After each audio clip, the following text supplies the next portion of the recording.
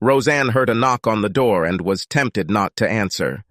Raymond, her husband of 6 years, should have been home by now, and she was furious that the 20 centimeters of snow that had fallen in the early morning while she was at work at the hospital had not yet been cleared away. The clouds cleared, a north wind picked up, and the temperature dropped like a stone. She'll be damned if she cleans the driveway herself. After seeing the aforementioned snow, she called her husband in advance to find out when he would be home, but was unable to get through. Well, everything is clear. She thought it was so like him to try to run away from work. Asshole.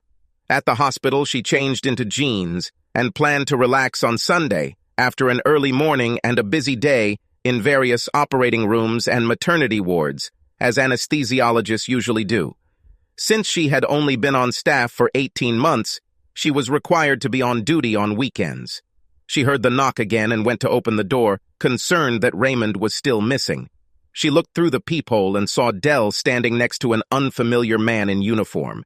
Dell, also known as Randell, was a detective sergeant in the sheriff's office in several counties north of Minneapolis, where he and Raymond grew up. She and her husband were supposed to go ice fishing that weekend. Dell was the biggest redneck she had ever met. She couldn't believe that she and her husband were best friends, and it always drove her crazy when they met. Raymond just returned to ice fishing this winter. She knew he'd done this as a teenager, but she couldn't understand why he wanted to freeze his ass off again. This may or may not have been due to his recent illness. Damn it, Dell. What the hell do you want? I thought my worthless husband was with your sorry ass. Dell was not surprised by this greeting. They never got along, especially in the last 2 years after she was caught cheating on Ray. This is not a social visit, Rosie. It's damn cold here. Can we come in? I told you I'm Roseanne. I don't like it when even Raymond calls me Rosie. So no, I don't allow you to enter. This will give you an incentive to quickly end everything. Dell sighed loudly. Damn you, Roseanne. But okay, this is Officer Tyler Perkins with the State Patrol. He has some official business that he must discuss with you. Roseanne looked up at the giant officer. She wondered where they always found these huge men to become officers. With the hat on, he looked to be over 2 meters tall, although he was probably a little under 2. Mrs. Franklin, I am very sorry to inform you that this morning your husband and his car fell through the ice. The part of the lake where he fell through is more than 45 meters deep, and the ice in this area is not considered stable enough to use large rescue equipment. Current rescue efforts have been unsuccessful, and with him underwater for so long, no one believes anyone could still be alive. In a couple of days, when the weather improves, we will try again to pull out the car and his body. Here are some photos from the scene before rescue crews arrived. The officer had a tablet and flipped through some photos where she could clearly see Raymond's tent and camp stove sitting next to a large hole in the ice that Raymond's SUV seemed too heavy to support. There were also several photos of the dive team working with light equipment that they could have used to lift the SUV if they had been able to find it earlier in the day. Rosanna said, "This is stupid shit. He doesn't even know how to fish properly. Now who's going to remove this damn snow from the driveway? I swear to God, he can't even die properly." Poor Samantha. The officer was stunned to see that this woman was completely indifferent to the death of her husband. Dell wasn't surprised. The second honeymoon, after her mother convinced Raymond to take her back, did not last long. For years, she was a harpy to Dell. I warned Ray not to go too far. This winter had not been that cold, so it was not safe to travel too far from the coast, but he continued to push his luck. Rosanna replied, perhaps the headaches from his cancer became too unbearable, and he decided to jump out of his pants and commit suicide. Dell's face showed surprise. Did you know about cancer? Of course, Roseanne replied. This idiot can't hide anything from me. He thought he was keeping everything a secret, but when I saw the hospital check for $4,000 and discovered the CT scan of his little brain hidden in his office files, I knew. At least I found them in time to get a couple different life insurance policies. Now, perhaps, is there anything else you need from me? Dell shook his head. amazed at the woman's audacity. Crap. That's cool, even for you, Rosie. I'm Roseanne, idiot. The officer tried to take control of the situation. Ma'am, we will have documents that you need to sign tomorrow or the day after tomorrow. Hopefully we'll get the body out soon. I'm sorry for your loss. Don't worry about it. Let me know when they fish his ass out and I'll give you the name of a funeral home to clean him up and roast him. Is it clear? Fish his ass out. Peel and fry. She looked at them, but they didn't laugh. Oh, calm down. He was no saint either. Have you told his mother yet? No. We are required by law to notify you first. Do you want to tell her yourself, or is it better for us to do it? We're not on the best terms, said Roseanne, so it's better if you do it. If you don't need anything else, I have work to do. For example, I need to warm up. Sorry. Both men stood with their mouths open as she closed the door on them. As they turned to leave, they heard through the door. Damn it! I told you she's just a bitch, Dell said. Karma has a way of catching people like her, Ty replied. Dell smiled and said, I hope so. Both men headed to the large Ford parked in front of a neighbor's house to return to their neighborhood. Rosanna wasted no time in calling her lover. Hey, Clint, you know, I'm free tonight. Tell your wife that the hospital called and asked you to come back. Dr. Clinton Williams, a surgeon, was always ready to have fun with Roseanne, even though they had snuck into an empty office earlier in the day for a quickie. I thought your husband was coming back this afternoon. How are you going to sneak out? You won't believe this. The state police just showed up and made me happy that the stupid shit fell through the ice and drowned this morning. I'm free from him forever. I'll take sick leave tomorrow morning. Let's go. Celebrate. Your husband just died and you want to go celebrate? Damn right. You know I couldn't stand him. Are you refusing to have sex with me? Clint wondered. He did, but Roseanne was damn good, especially compared to his conservative wife, so he wasn't going to give her the chance to replace him with someone else. If what she just said was true, then they would probably meet a lot more often in the very near future. What time do you want me to pick you up? This is my man. As soon as possible. And plan to spend the night here and I'll do it so that it's worth your time. He replied, I'll find a way. I'll be with you in an hour. It was a wild night for the two of them. Roseanne never allowed Clint to be affectionate in public because she didn't want to risk her husband or one of Della's thugs taking a photo of her in a compromising situation. But today everything was different. My husband is no more. No more stealth. No reluctance to grind and dry Clint on the dance floor. Remind me again why you stayed with your husband if you hated him so much. I told you. $3 million. My Catholic and treacherous mother felt ashamed of him when he caught me cheating and convinced him that he was too good a man to be sent back to the ocean. She then convinced him to give me another chance by changing the terms of the prenuptial agreement to prove that she was serious. At that moment, I did not hate him.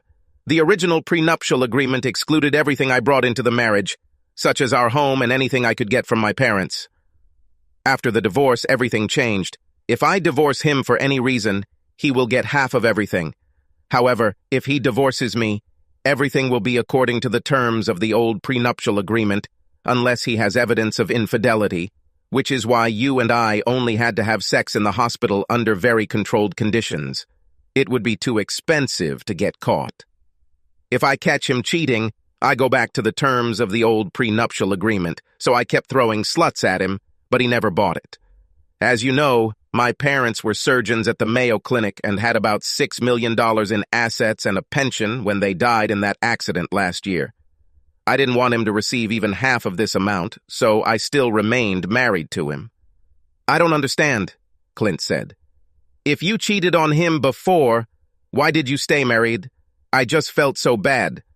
At 30, I am too young to be a practicing anesthesiologist. I had never failed at anything in my life, so I wanted to prove to myself, my parents, and him that I could be a good wife. Only later did I realize that I was not cut out for monogamy and should have used it as a chance to escape.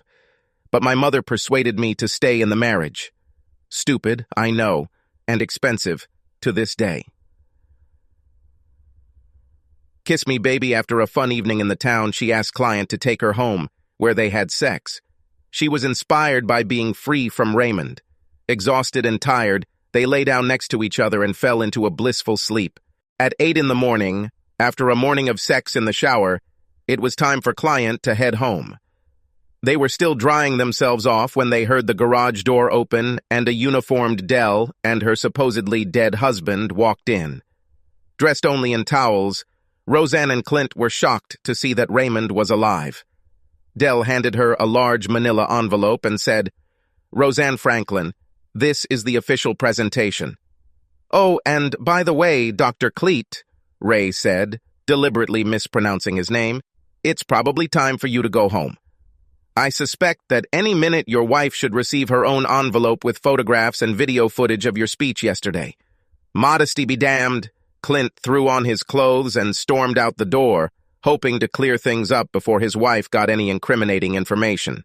He didn't know that it was already too late. Raymond had a big shitty grin on his face as he watched his wife's expression change from stunned to furious. "Oh, hell no, Dell. I'll sue you and the sheriff and the state patrol if I have to. You and Officer Perkins told me he was dead. This gets me off the hook." "Who exactly told you he was dead?" "Do you have proof? Ray and I spent the weekend watching sports at my house. It was too cold to fish. Samantha was not happy with us. I'll tell you a little secret, Rosie. I haven't fished under the ice since childhood. I love fishing, but not when it's cold. I'll get the phone records. I'm sure there are recordings of your calls from nearby cell towers. I'll get the patrol car footage and ask Officer Perkins to testify under oath." "Good luck, Rosie," Ray said. "See you in court." He and Dell turned to leave, grinning like idiots. Rosanna almost screamed, "No, no, no, this won't work. This was false information. I did not do anything bad." Ray and Dell continued to walk and laugh. Roseanne collapsed on the bed, unable to believe that these two idiots had outsmarted her. Returning to Ray's SUV, which apparently had not fallen through the ice, Dell asked, "Wouldn't you like to stay and watch her face when she finds out Officer Perkins isn't on the state patrol? She never got a good look at his car and apparently failed to realize that his uniform was a very believable fancy dress. Nah, I don't need to hang around here for that. The cameras inside the house are still working. Later I will see and hear everything. Besides, I need to go and thank Ty for the show he put on. He must be a good actor. Also, Samantha had a great idea about faking a CT scan to make Rosie think I had cancer. Ty was pleased to do this. Plus, considering you paid his insurance deductible to help his daughter get eye surgery, he felt obligated to you. This is what inspired Samantha to make the payment look like you were getting tested for cancer. I just paid in advance. Ty is too nice a guy to worry about that. Didn't you say he passed the deputy sheriff's exam?" "Yes, I passed. We must find a place for him within the next 6 months. Buying a tent that looked exactly like the one that caused the SUV to fall through the ice last year was a stroke of genius. If I didn't know better, I could have sworn that it was your tent in that photo." It was quite simple. She wanted to believe it was true, and she did. "Will you stay in Minneapolis or move closer to home?" "I think closer to home. There are several good places near St. Cloud that are only about a half-hour away. Mom will be pleased. Getting a big divorce check means I can start my own engineering company or just hire consultants on the side.